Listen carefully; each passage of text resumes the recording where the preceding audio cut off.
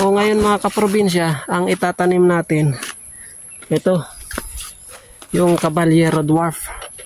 Galing pa to sa may nung pumunta ako sa may Muntinlupa yung sa agency, nadaanan ko, bumaba ako kahit malayo pa sa agency kasi nga nakita ko siya. Ang ganda, ang kapal ng bulaklak, tapos may mga tuyong bunga.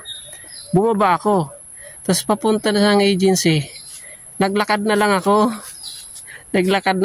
medyo malayo, pero nakapag-uwi tayo ng buto. Itong buto na to mga kaprobinsya, diyan ko na kinuha yan sa tanim natin. Yun yung buto na nakuha natin sa Muntinlupa, tas nabuhay, tapos namulaklak, may bunga. Ito na yun. O, di ba? Lilipat-lipat lang natin. Yan lang diskarte mga kaprobinsya. Tapos mga isang taon, wala nga. Tingnan mo, magugulat kayo ang puro bulaklak na tong area natin. So mag-umpisa tayo doon tayo mag-umpisa, papunta doon. Itong dinadaanan ko, meron na yan. Tapos dyan sitaw sa may taas. Tingnan natin kung asenso dyan, kasi lalagyan natin ng yan, pagapangan sila. Pag hindi tuloy-tuloy yung araw, yung tag-init, maganda magtanim. Dapat templado yung panahon. O dito natin itatanim yung mga Caballero Dwarf. Ayan mga kaprobinsya. Ito naman, dito ko itatanim yung mga sili. Tingnan nyo mga kaprobinsya, ginawan ko ng daanan. Kasi nga, ito, ayan ang daming bunga. So, lapitan natin. May nabuhay kasi dito mga kaprobinsya na tawag nito, sili. Yung natural na, yung native lang, yung maliliit. Tapos, inalagaan ko. Tapos, lumaki.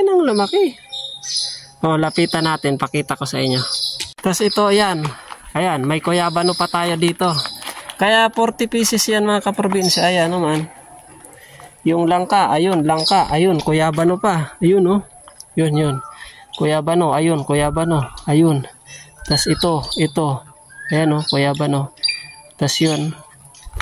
Tapos ito naman mga kaprobinsya. Wow, ang daming bunga.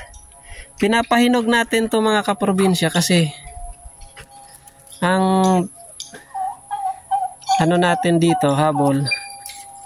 Ito nga pong hinog, ipupunla natin. Ayan, tingnan nyo, may malaking bato. Ayan, oh. Ayan. Maganda kung may ginto dyan, oh. Ayan, oh.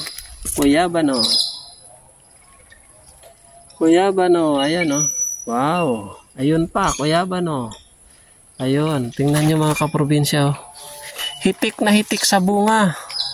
O, kasing tangkad ko na siya mga kaprobinsya. Daming bunga, oh. Grabe ang bunga mga kaprobinsya. Oh, isang puno lang yan. Kaya kapag may 50 puno tayo, ganyan. Diba? Oh, tingnan nyo, oh. Oh, tangkad. Oh, grabe. Ang ganda ng lupa dito. Ayun, oh, kaya ba, no? Ay, Diyos ko. Nakakatawa mga kaprobinsya. So, itatanim natin yung Caballero Dwarf pa ganyan, pataas. Tapos, doon sa gilid na yon, hanggang doon. Kung saan makaabot mga kaprobinsya.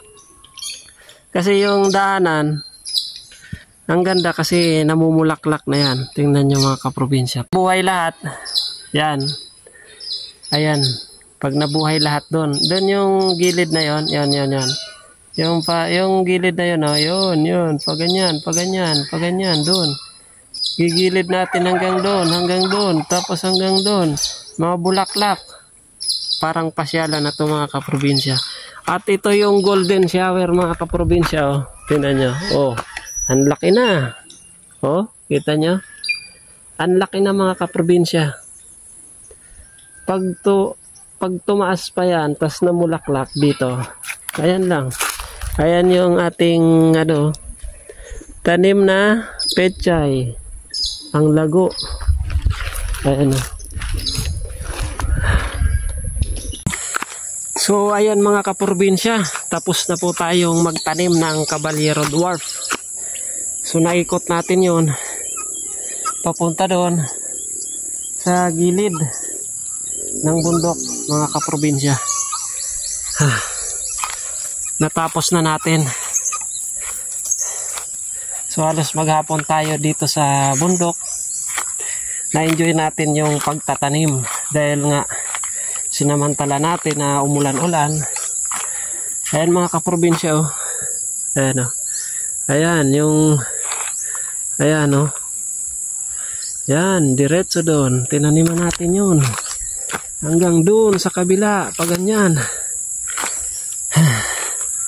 Kasi pagdating ng araw, mga kaprobinsya, ang maganda rito, gagawa tayo ng kubo dito sa portion na to. Kita natin yung ating area. So, pahinga naman tayo mga kaprobinsya. Tapos na yung isang araw na paikot-ikot. Ayan yung ating view mga kaprobinsya.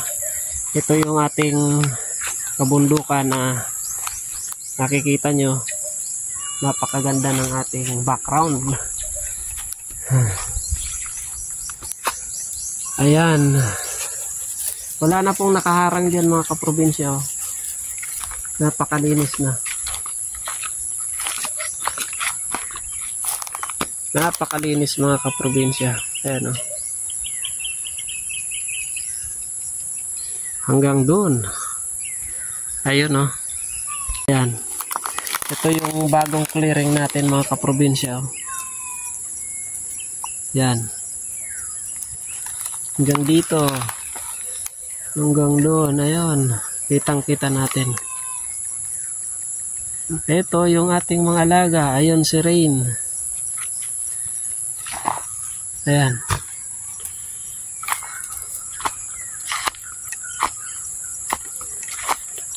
Ito yung ating mga tanim-tanim na kalamansi, oh. Noong umulan mga kaprobinsya, gumanda siya. Iba talaga yung ulan. Yung ulan kasi may yan nitrogen eh. Ayan, oh. Kalamansi. Ang liit niyan mga kaprobinsya, parang ganito lang, oh. Kaliit. Ganyan. Tapos ngayon, ayan na. Oh, matangkad na. Mataas na siya. Marami yan. Ito, oh. Ito, oh. Galing. Ang galing, oh. Oh, kalamansi. Tapos ito. Ayan, gumaganda na siya, oh. Dati pangit yan, eh. Nako, ito mukhang sana hindi naman mamatay. Ay, buhay siya. Tapos dito, may mga maliliit pa. Kalamansi. Ayan, oh. Ay, buhay siya. Makaka-recover yan mga kaprobinsya. Kahit ganyan din kaliit yun. Pero lumaki na. O, ito. Ganyan kaliit, oh. Simula sa buto kasi yan. Pero hindi natin mamalayan yan. Malalaki na yan. So, hanggang dito na lang muna mga kaprobinsya yung ating update sa ating mga gawain sa araw-araw. Ito po yung ating araw-araw na routine na trabaho, mag-alaga, magtanim. Pero may maganda naman na resulta kasi yung ating pagtatanim, ayan, tulad ng kalamansi, hindi mo mamalayan, malalaki na yan. kung wala naman tayong tinanim, wala tayong asahan.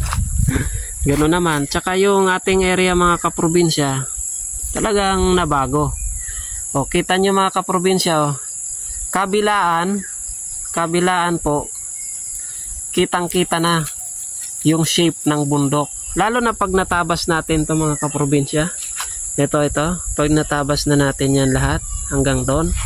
Tapos kamukha na ng ganyan. Wala na yan. Malinis na yan. Tapos tataniman natin ng nyog. So hanggang dito na lang muna mga kaprobinsya yung ating update sa ating area. Sana patuloy niyo akong suportahan. Buhayin natin ang mundo ng agrikultura. Peace out.